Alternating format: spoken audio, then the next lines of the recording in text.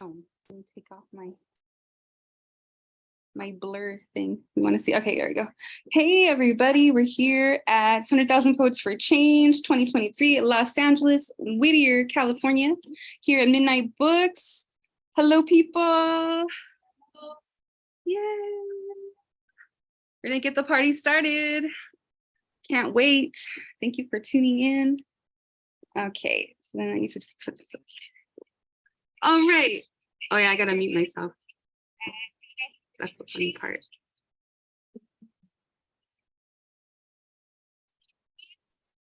Okay, there we go. All right. Thank you. All right. I don't want to be hearing all. We're going to hear ourselves back at ourselves. That's hilarious. Cool. Yay. We're going to go. We're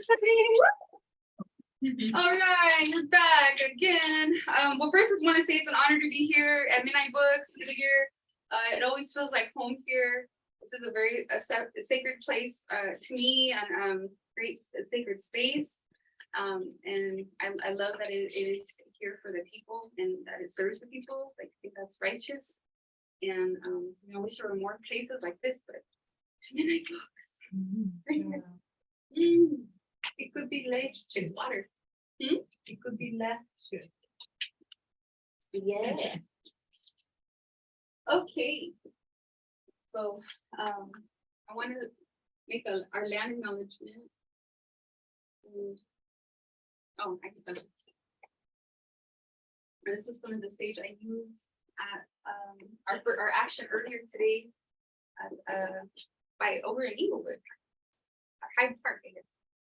So I want to acknowledge our indigenous, all of our ancestors, wherever we are from, wherever our origin is from. May your ancestors bless you and protect you on the path. And I want to acknowledge the Tongva. I want to acknowledge the Chumash and our neighbors, the Fernandeño, the Gabrieleño, the Capuilla, also the Batavia, and all of the indigenous. And we thank them for taking care of Mother Earth so we can be sustained and survive here and be nurtured by Mother Earth. And that beautiful energy and spirit be with you all so that you too carry on the torch of caretakers of Mother Earth for the generations to come. And I want to acknowledge the spirit, the great spirit, and the spirit of the East. There. Acknowledge the spirit of the West.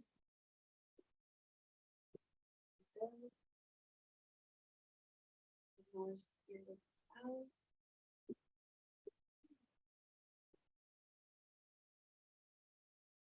Hawaii's beautiful elders, ancestors of the North.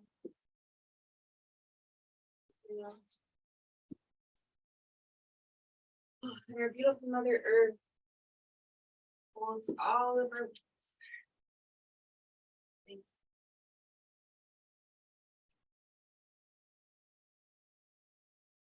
This energy comes from Creator, spirits of all of our ancestors, all of the evil good, all of sky, great lights, and darkness. I'm gonna feel it means balance, the duality of life. And if you raise your hands, one more energy, honor, and that's here. Yourself, your own heart, your own spirit. You be protected, sustained, have life with prosperity and peace, love. There.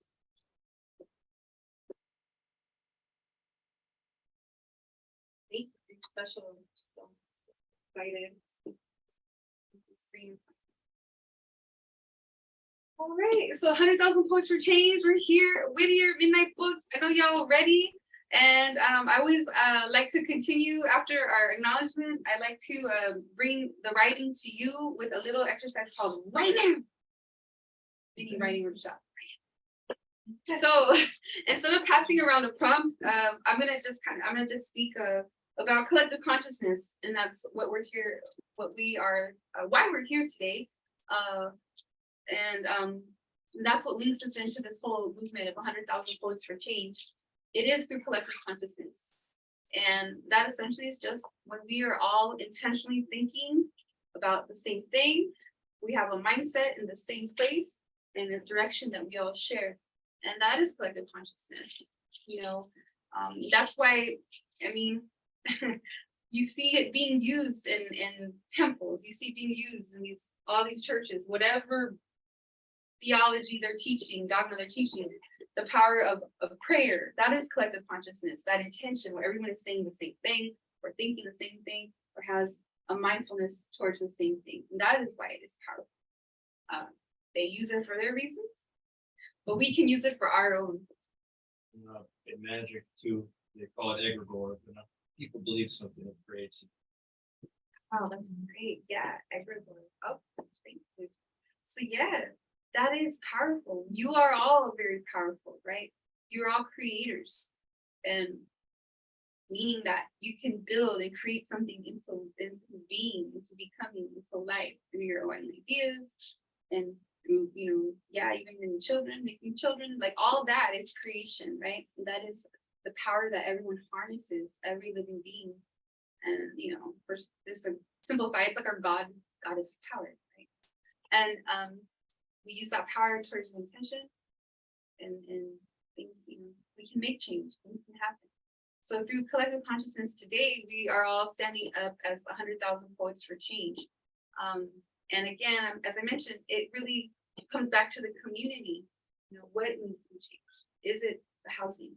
Is it immigration? Is it, the police brutality, the injustices? Is it the food insecurity? There's all these things we can put our intention and our mind and our energy towards. And they're all valid. They can even be within our own homes, like to have our own sustainability, But yeah, just know that right now you're part of that huge movement. Like we can go back on that site and there's live streams from different things that happen today. You can see someone, our brother El Habib in Morocco doing an action. Like there's so many. Czechoslovakia, Africa, Calcutta, like name it. You can find a place on that blog and see what went on, and know that you're there in solidarity with that same power. So in the idea of collective consciousness, what I'd like you to do, or what I hope to inspire you to do, is have an exercise in writing today. So you have a journal and you have your pen. And when we write, with the intention of collective consciousness, we often want to amplify an issue. So social justice, right? So we want to stand up for something that that pains us. It's either something that when you read other writers that are writing about social justice, they're standing up for something. They're standing up, or they're exposing something that a cause or an issue, something that's happened, right? And they want more eyes on that issue to do something about it, to prevent it or to help it, right? So that's the same kind of mindset I'd like you to be in today. When we think of social justice, when you think of your own story, your own orbit, because we're all stars, right? We're all this little stardust, like little beam light right here, and you all affect those around you. And we all, your inner circle, right? Think of it like the ripple effect, right? Your inner circle. So what I'd like you to do is think about your own life or what you have witnessed. Think of a pain. Think of a pain, something that is just, it doesn't necessarily mean like a physical pain, but something that has caused you so much, like, oh my goodness, like it's gotta be personal. But like I said, it doesn't necessarily have to happen to you directly, but maybe in your circle. And an example of mine, when I first started, when I first ventured into activism, like I was triggered to speak up for veterans, because I was seeing like, wow, a lot of people on the corner of the freeways there's signs, I'll say that they're vets and they're all in pieces, right? For different reasons, but nevertheless, this is a person that decided to be a soldier. And what I like to do Well, first of all, the reason I was paying attention is because I'm not a warmonger. I'm not like, oh, yeah, I'm not that at all. But my parents were both military. My grandparents, my grandpa was on all, World War II, Korea, a lot of family deals that were in, they wore the uniform. So, first I was looking and I was just like, this is devastating. All these poor guys, these homeless guys, a lot of them were all veterans. And I'm like, well, how disgraceful is it that our country, and I like to try to simplify things. I think of well, a person that signs up to be a soldier, giving them the benefit of the doubt. I try to simplify and think of it in times of our original communities. Go back to indigeneity, go back to villages. You have people that were willing to defend the community, right? People that are willing to defend where they live, defend the people they love and cared about where they were from. And essentially, those were the soldiers, those are the warriors. So that's where my mindset was taking. I'm like, wow, this is how you treat your warriors, the ones that want to put on that and go fight or help you or give you the benefit of the doubt again. But so that's where I was going, and I spoke up from that. Okay, so that's an example. So yeah, so go ahead and back to your journals. If you could go ahead and write down that word of something that you that has brought you pain or that you have witnessed that you're like, this is terrible, and write that word down. Okay, so we're gonna start with that seed.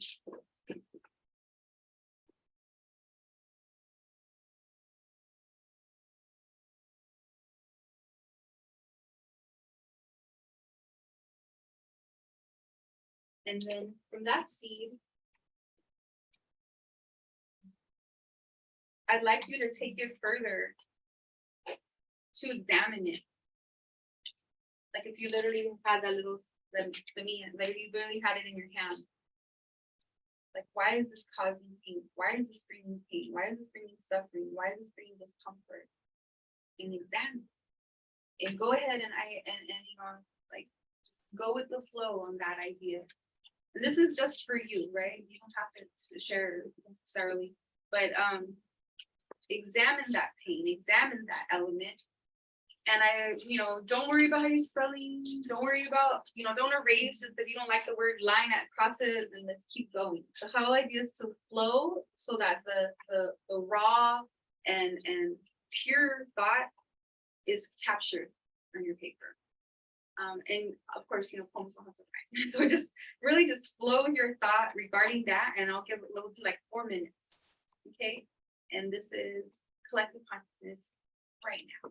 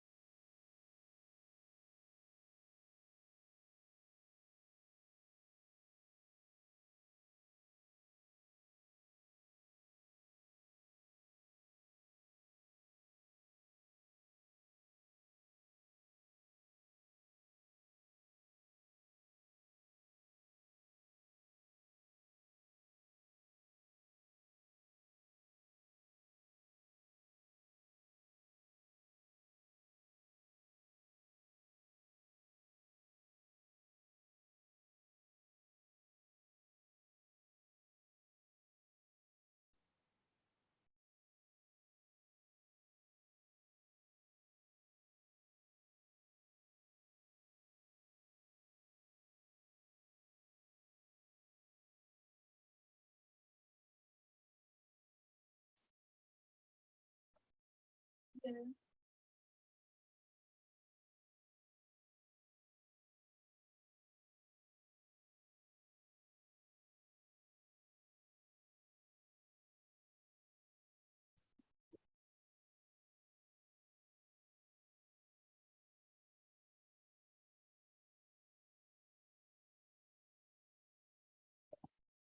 It's the 30th.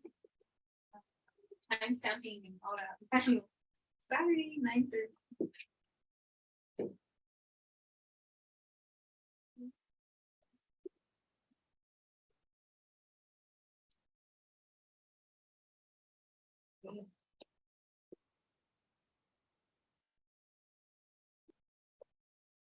Right. So we'll shake it off a little bit. Me too. I know we went to a heavy spot, but that is really what the social justice writing is about, and telling the story, bearing witness, but also going into your own recollection. Like what you want to do is like illustrate it, right? With your words, but you see it, you feel it. So I know. So you take collective breath, like that. Take collective breath. Let's do collective breath. Let's breathe in deep. You can hold it. And breathe.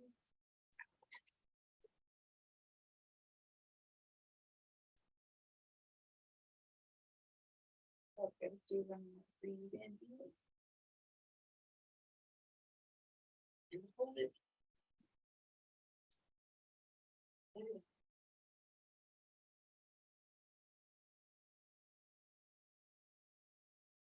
Damn, that was heavy. It was like 4 minutes in the depth. But good. How do you guys feel? You guys feel better? Okay. Good. All right. So there's a chance if you want to share, you can tell the share you can, or you can wait until the mic time and then either way. Does anybody want to share anything right now? Sure, we'll go. All right, for it. Eric. Okay. Okay, well, hopefully I can read my own writing. Yeah, okay. That's Okay, this is homeless. A destitute man paces alone beside the traffic, like another traffic sign ignored, but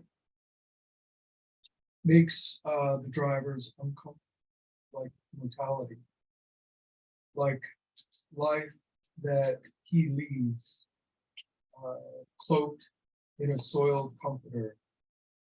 It's just another, just yet a mere curbside away from their own lives. Nice. Thank you, Eric. I like that. I love it also. Well, what you said about the stop sign and more and comparing. Thank you. Anybody else want to share?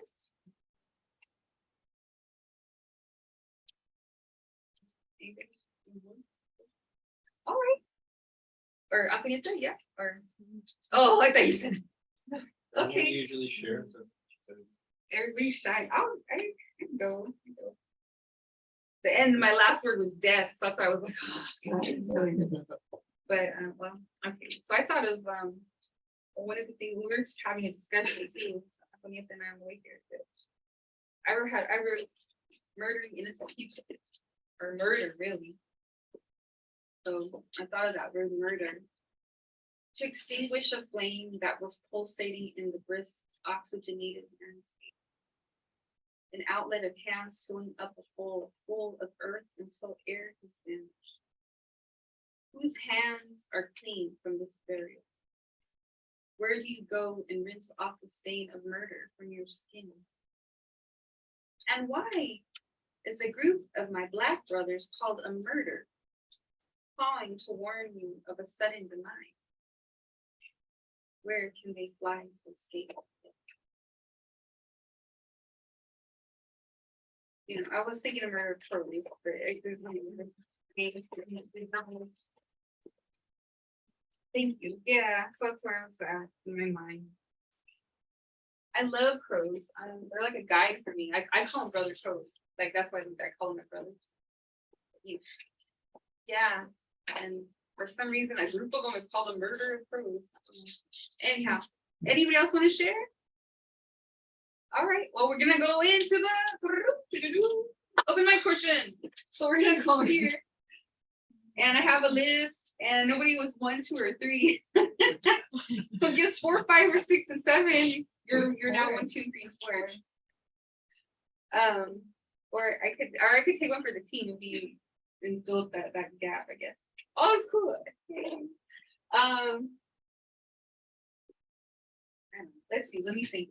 I just because I was like, where did I read earlier? All right, I will read a little bit. Meanwhile, while I'm reading, thanks, brother. While I'm reading, I have a literature for you.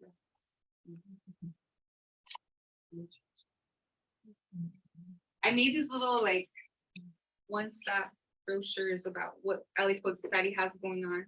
So we have, before I get started, we have a call for submission. We have an LA nostalgia anthology coming up. And we're open to all genres. So stories, memoirs, pictures, photographs, well, the same thing, right? Drawings, visual art, all kinds of everything, poetry.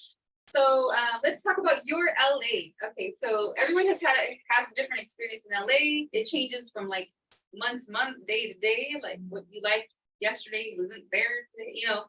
So that's what I want to that's what we want to capture. And also think of like East LA from 1955 versus East LA right now. You know, just there's so many places you can take it, you know. So yeah, let's bring the city together with one story at a time. You know, so what's your LA? Come on, it's your time to share. You know, who remembers Alexandria? It's not there anymore. On Spring Street, I used to love, you know, these are all clubs. Club World, Bang at the Ruby, the Derby. Well, even Book Show they're still online, but the building of Book Show is gone now, right? The bookstore, Crown Place Cafe. So you get the idea. So call for submissions. The deadline is January 16th. So that's for y'all's. And I also have the calendar of our events, and I'm also teaching a social justice class with UCLA Extension. So I put the link in there if you're interested. And also any support, there's codes in there too. So pass these around, and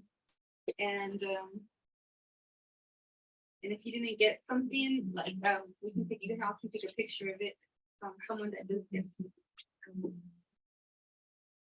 I ran out of someone. Okay, so I'll just read what I had read at the earlier event. And this is called Pangea. Who remembers Pangea? Elementary class. Elementary. Okay, cool. The Ice Age. Like I learned it from Disney, man. Hi, welcome. Hi. Sorry, we're not interrupting. No, you're good. You're perfect timing. Yeah. Have a seat. I thought it's more here. Make yourself a there. Comfy. You got it. All right. Pangea. Before the drift, the land linked together like a palm can. Up in prayer to Creator that beamed light from beyond the rays, beyond the place where atmosphere meets the freshness of our air. Before the drift, the land was there for all living beings to dig in, build shelters, eat, seek out likeness and other beings that belonged, that fled, that came to be on the round rock of Turtle Island. Beyond this drift, lives bled away from you. The drift rearranged us in a procession of ornamental authority, the falsehood that meant we could set aside place for you and me and they and she and it and them and everything made into other. This otherness led some to drift, to distaste, hate, less tolerant of other ways. So there are other ways to breathe, to prepare bed, to season foods, to make love, to exist, one amongst the others. But to be led to this taste where such groups create bars around us and keep us in cages and separate us from opportunities to exist, to reach out to each other in our common humanity, is a disgusting notion, only to sweep all for themselves under their own rug, their own capital, their own luxury, their own selfishness to the other. There is no limit to this madness, yet we bear witness and urge the other to bound together like clasped hands to remember our common humanity, where there is no other, but the unity of us that exists calmly across the world.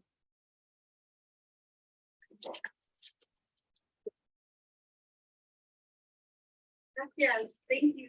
And yeah, I love to take it back to our origins, like to the sleepers. Yeah, I wanted to go back to that, man. I do. Like just that humanity, brother, sister, human animal too. We are. Somos animales, man. We are. We evolved though, but we keep clean for the most part. But you know what I mean. The natural. All right. So this month is also suicide prevention month. And anyhow, one of our open mics last week, one mic went over, some open mic was purposefully held on the theme of suicide prevention and suicide. And I lost somebody. I was engaged to somebody, and they died by suicide. That was, I went through that on the other side of it.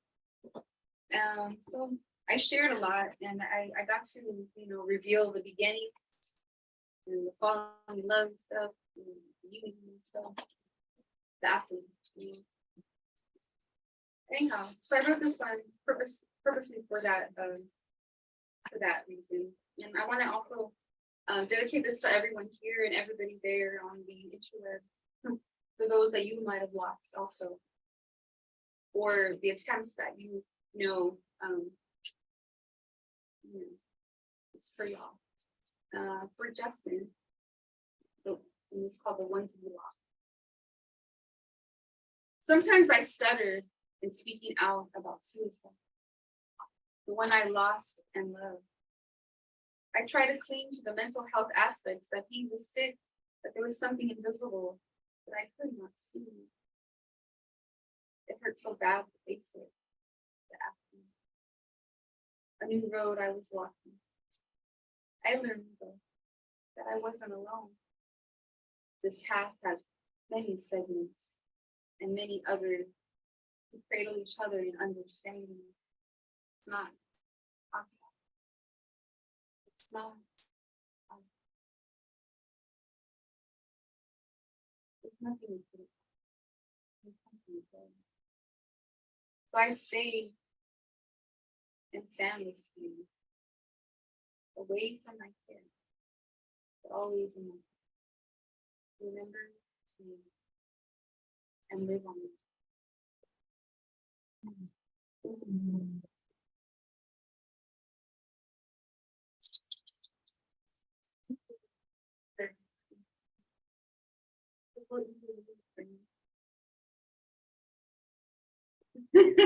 And another room. Cheers. Let them out.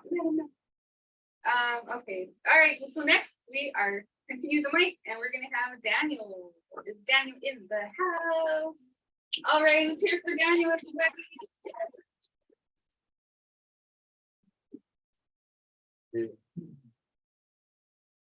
There's open mic last time.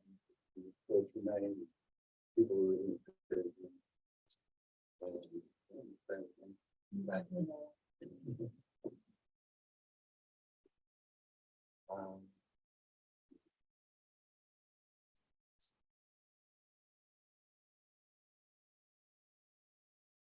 So, talk as if you don't know what's what. As if words move units, bullets will ring of vowels, buildings stacks of nouns, as if a day's work was paid in sentences, screams were equal to bruises, or whispers with some ships. We still rather ramble and tender, rather rant than dance, rather run on than run forwards. It's violence that brought us this basking of flowering language and toxic flowers, sex machines with the shoe plans, and codependent monkeys with gorilla glue. When your mask comes off, we'll cover our ears. But we wouldn't ask for your phrases. And syllables never planted a tree, gotten honey, or killed a Nazi. In a way, this was never a poem, always a eulogy. Never a poem, but an urge. That for this I urge, that for my last laugh, state my greatness on my epitaph. For it's my deeds that will rise with my soul, and wherever stories told.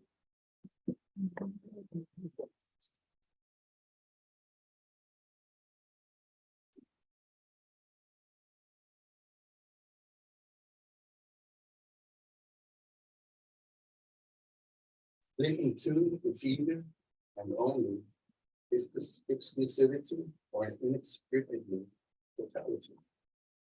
They stand in opposition with the same definition, either bobbing wailing at infinite singularity, or the blues holding a chain of pleasurable pain.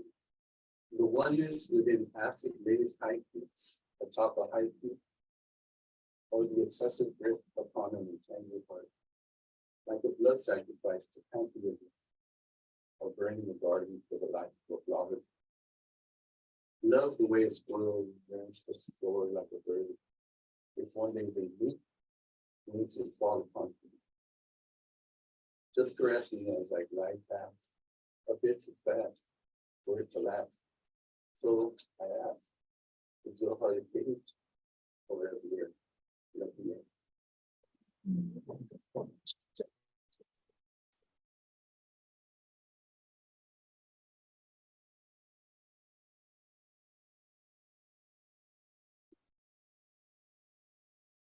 No, the land speaks with the sky. If you listen, you'll foresee rain and dry times. You'll find far lines changing dyes and touching the sunset line. See, the plant knows the words and grow the way the winds change. Now fly, green within the fold. Go soar too long, you might find roots too thin to hold. So go on, cross the seas. You'll never know the depth of an unbreakable tree.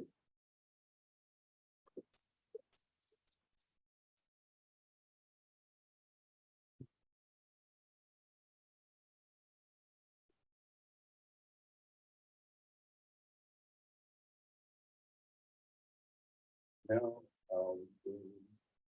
what did I do last time? But it was the one that inspired me to get up and do poetry.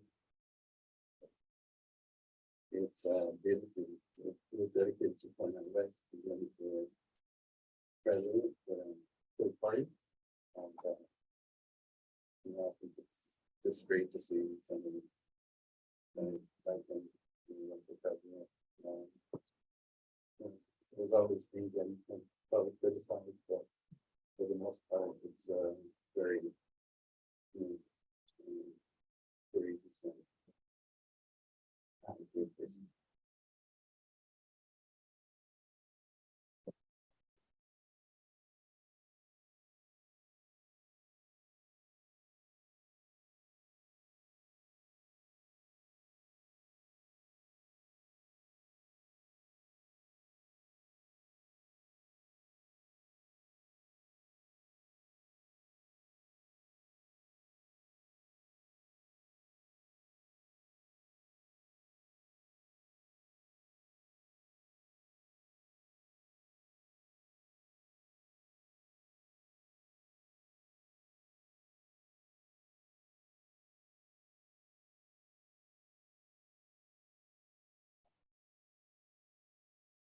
It's courageous to risk so much, yet less so when pushed against the wall.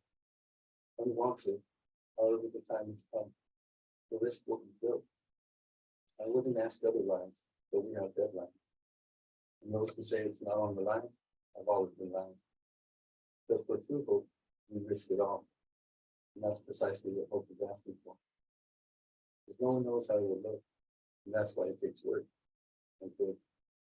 And that's precisely what hope is asking for. Starting anew with muted seeds, embracing fruits, however thinking. Because that's precisely what hope is asking for. We'll risk getting stuck if we reach towards the west. But that's precisely what hope is asking for. It's asking for the courage to devour the flames and rise from the ashes. I would have took the long path to justice. It's less rocky and not as bloody. But we have deadlines.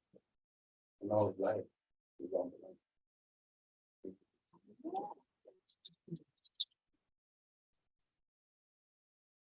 Yeah, let's hear more from Daniel. That was great. Let's go.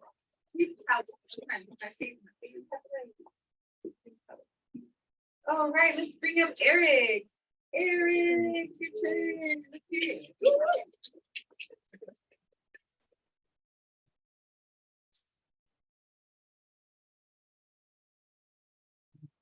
it.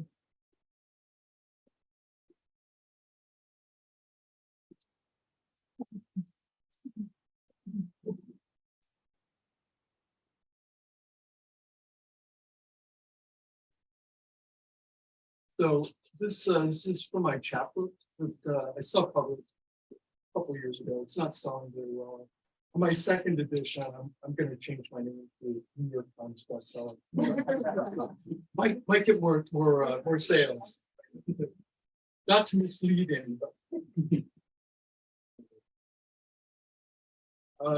I wanted to basically, I wanted to read something from here that was sort of in line with Jessica was talking about, with veterans.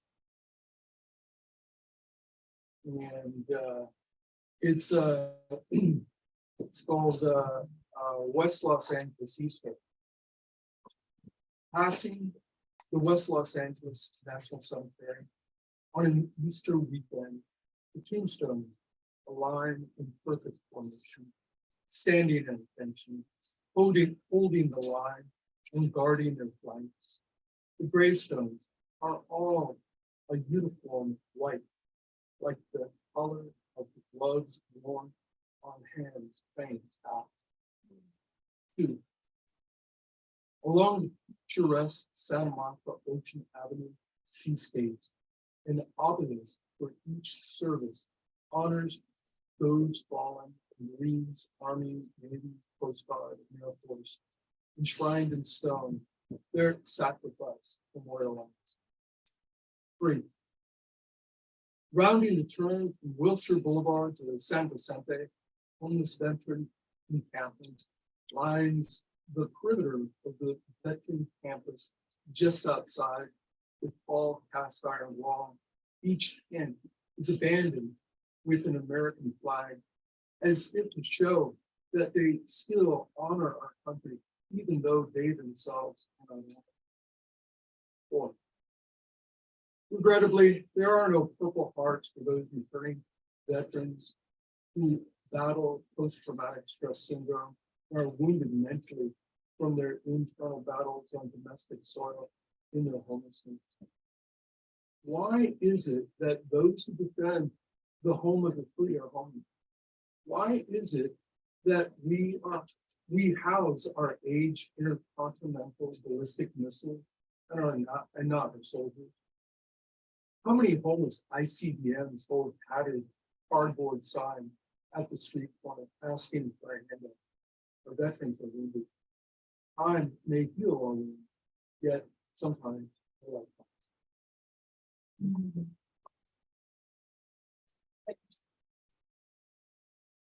This one is called Rosetta Stone. I'm searching for a Rosetta Stone that will help me interpret your body language, from a gesture to suggestion, from a posture to an opinion, from an inflection to feeling. 2. Napoleon's officer Bouchard discovered the stone tablet, the Rosetta Stone, during his campaign in Egypt. It deciphered hieroglyphics in Greek, bridging the gap in language and millennia and cultures. 3. Despite uniting Europe and unraveling an Egyptian past, Napoleon, in his distant campaign, forged in a strange indifference with Josephine, a language barrier that his vast armies could not outrun. 4. I would travel to Egypt and conscript Napoleon and his armies to search for a Rosetta Stone that would unite our languages and the differences between us.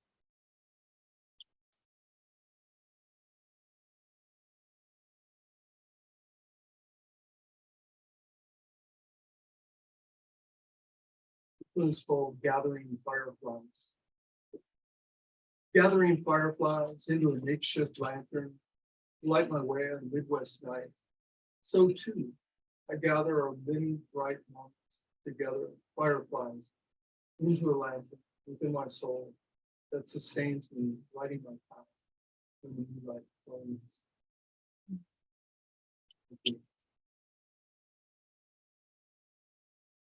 And the last one is called, dang. The last one is called Mission Bells. It's said that music is space between notes, just as my longing is time between glances, just as yearning is absence between the embrace, just as mission bells fall and fall.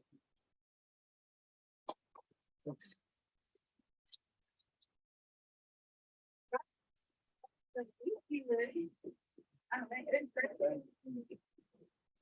Honestly, I love the what they captured with that too. I passed by that cemetery so many times too, thinking there's still information. The soldiers are still holding formation. Yeah, It's a perfect with perfect way they. perfect line, yeah. Yeah. Line, yeah. And it's very melancholy. So I love we captured those. All right, I'm gonna bring up our first speaker.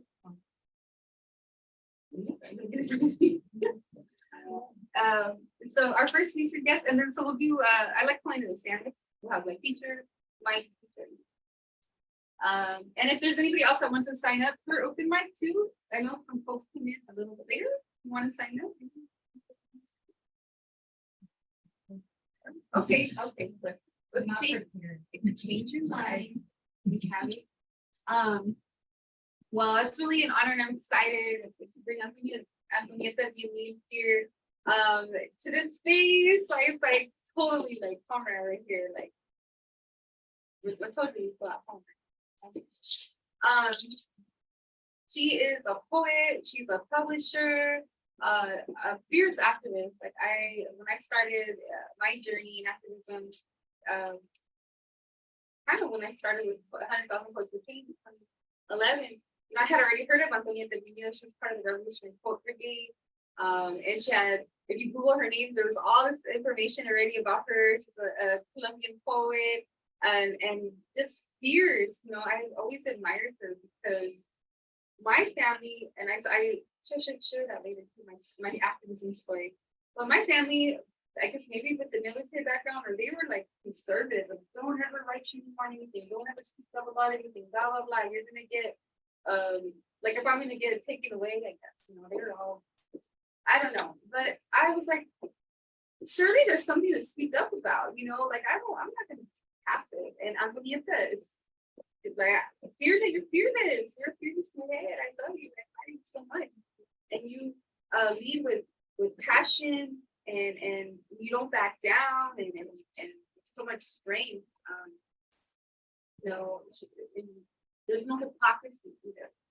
That's something I really admire too, because there's some, I've seen people that, they'll say some things, but it takes a lot of courage and strength to not falter, to really stand up and go marching forward for what you believe in, for what you see the truth of being.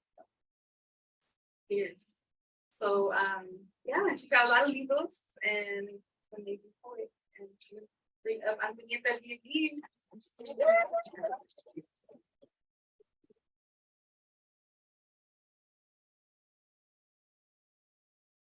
So much for being here. I want to thank Jessica for creating this whole movement, for being here. And I want to appreciate and acknowledge you for coming here to stand that solidarity from the community into the community as well. Especially today on this 100,000 votes for change. The first point that I want to point here is against feminism. I have to do this, especially on dissertation, because so many are doing a calling that pandemia in a way. It's a problem that is now embedded in our society, and I think that we should look at ways through it. And ways to confirm that what is happening. So this is from the perspective of the monument. This particular one, I wrote Spanish, and then I did the translation.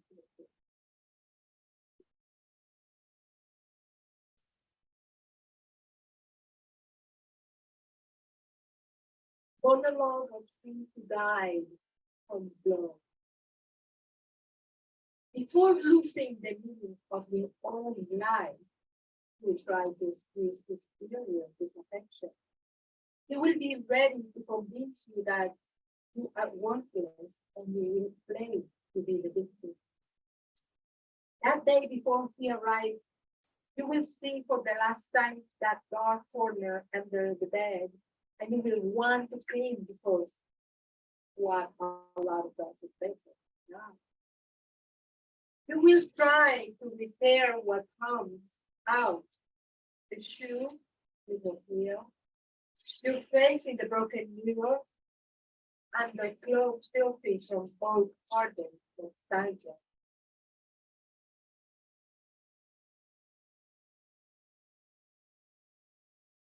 Deep at far end, your childhood picture will to shreds. You will need more than that room and strong cord you don't count with anymore to get rid of the flesh-eating warmth of his love that was piling up under your bed. Suddenly, the door will shut quickly on its hinges. For the last time, you will see that dark glow of his face. The window will stay mute to a day that rubs against a thin cloud.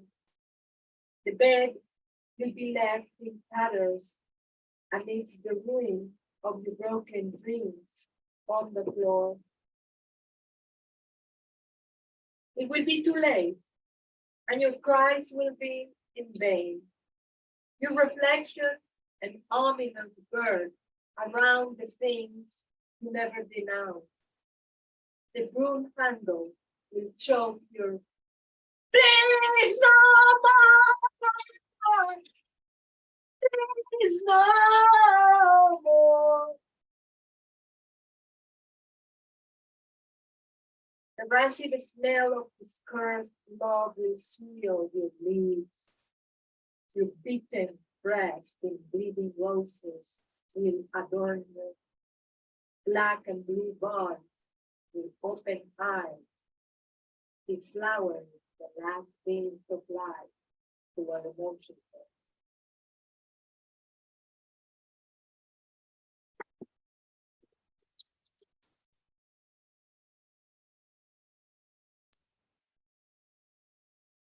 Each next poem is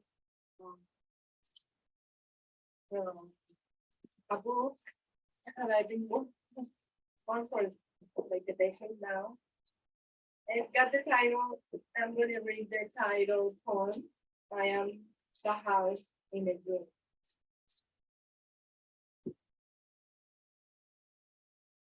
Um, living all thing was happening on the street and homeless have become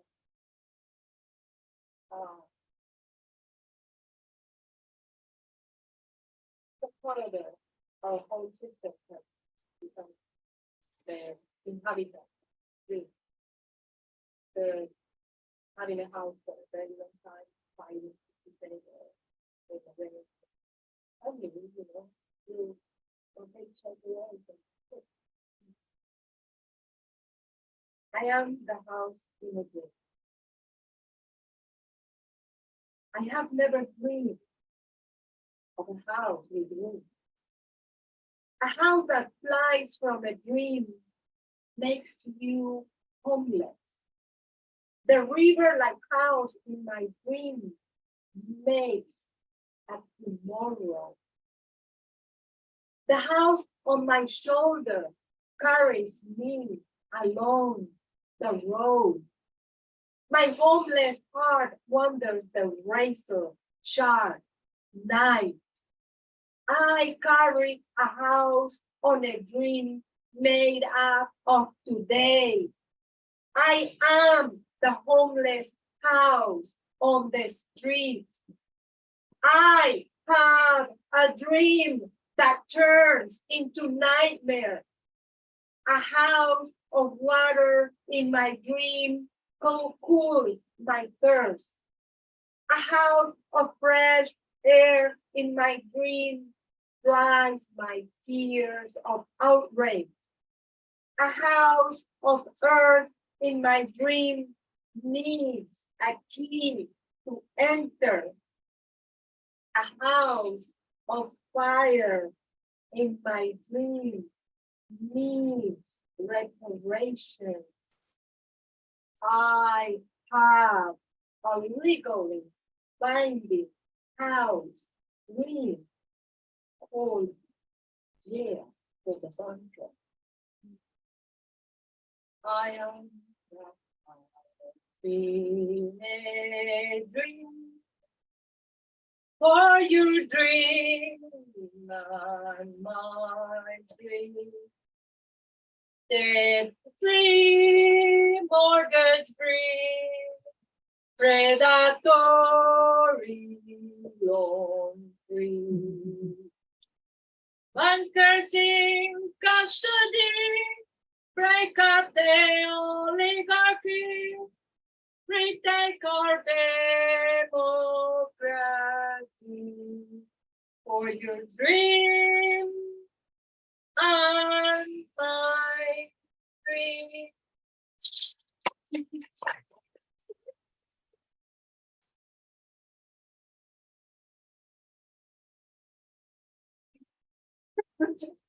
And also this because it's 100,000 points for change. My heart goes to Michael and Terry and the people of California, especially in Santa Rosa. So today I did this for all the fallen in the hands of this other way of dying that is at the hand of police. We rally today.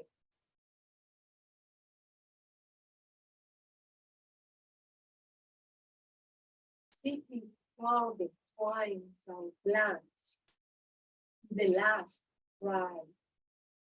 The fate of a child enrages my conjuring words. A 13-year-old heart, a seed trampled on the street.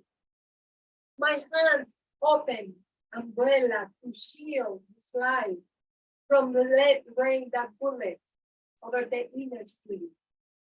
A child's dream of life reduced to a graveyard. 13-year-old holding a toy doll. It's comfy, and the the bullies down for his life from a long time outside. The pure princess heart and the prince. For this child who for justice, God, and promises bring it. Santa Rosa, California, Andy Lopez from Santa Rosa. Andy Lopez from California.